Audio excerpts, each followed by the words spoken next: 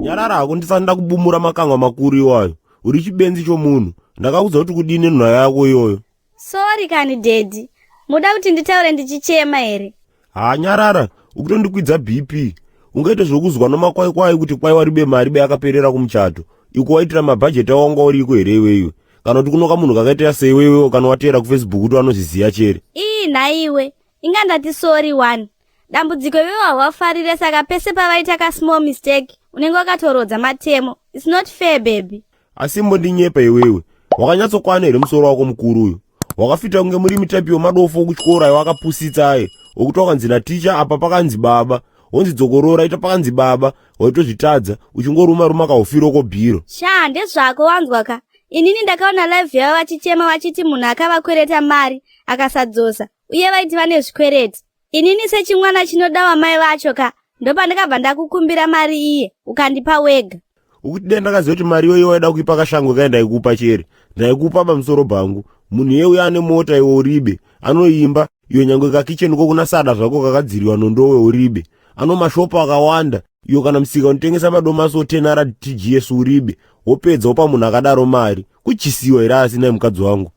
Iwe. Sei une moyo wakaoma iwewe. Waida kuti tiite seiwe vaicomplain. Manje mukatorwadziwa negwembe family hamupore vapfana.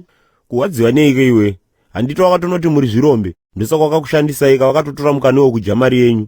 Wanotodanana vanhuwo wai. Pamwe kutaura kuno watori bhizi kunyoporana nokakomba ikokai. Muri bhizi kuendesa mari kwawari. Manje this time da kukufundisa. Mari chiyo tunoendesa kuna mai wako mwedzi wega usi kuiboyaba. Handisi kuiwana nekuti zvaita sei imi baba imi. Musade kundikwidza forogonya manzwaka. Handiti wakapa mai wako mumhepo mari. Saka ndizvozvo ugofunda. Mari iyoyo ndiri kutozoida panapa wanzwaka. Kana wabhoyekana ndirove izvezvi. Ukasandirova urimbwa. Okay, uya pano. Dombo kupunzumura mbishana. Wakajaidziwa stereki. Noise ndeko panapa. Odo mumba umo. Muri kuwirirana here. Chichikumboitika panapa. Odo mumba munomu. Chiko chamunenge muchimbochiitirazvi. Ndezvemusangano here zvinizvi. Iweka. Kana uchiva pano nonhauya kumusangano sagari wauya bawazwa. Ndokutsvaga kuda kubumuriwa kaikoko. Musanzwe zvenyimi baba kurungai. Ndiri kuda kuroerwa kana ukasina kana basa zvenyimi. Aiwa ibate makadaro. Ende kana munhu akada kurwaka haangamborerwe mahara.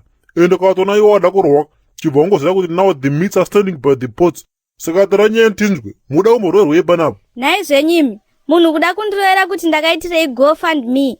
Ininika ndakadzidza kuHarvard ende chirungu changu ka hachichi chemanga-manga. Chasiyana nemika imi vana musiyamo yenyu makadzidza chirungu chipa UZ. So kana muchiti GoFundMe mukumborevei. Haichi chibenzi ichi. Kwai GoFundMe kwete GoFundMe ba. Kamunhu kori kuona kakaendesa mari yomba muno kunopa vanhu. Wanyeperwa kuti kwai takarambana. Apa vanhu iwaona nyasi uno warutonyoporana. Haiwawo. Ndo chichi. Kwewo waliwa ndifonera kare tatomborova munhu. Maimi. Now the ones have started. We are kuno kuti timbokupa pronington. Maiwi. Vanhu vamwari ndibatsireiwo please. Kaira kuteya shumba nemakabheji. Vamwe makati shiri yazobvuta rekeni. Strategy. Ndauya nechistrategy. Eka ndaisiwa taurira kuti shiri inozongofa inaro chete